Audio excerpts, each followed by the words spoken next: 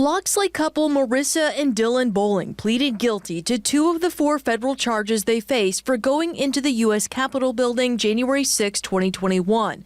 They were sentenced to 2 years federal probation last July. Thought they'd march up to the Capitol and got up there and then got kind of carried away and went inside the building, walked around for a while, and ended up basically did nothing, but they got a couple of convictions out of it. The federal complaint states they wore respirator masks over their faces and entered the Capitol through a broken window.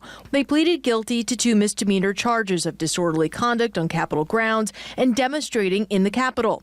Each were represented by different attorneys who we asked today about the possibility of a presidential pardon. His charges were misdemeanors, uneventful, non-extraordinary, benign walking through the Capitol without permission.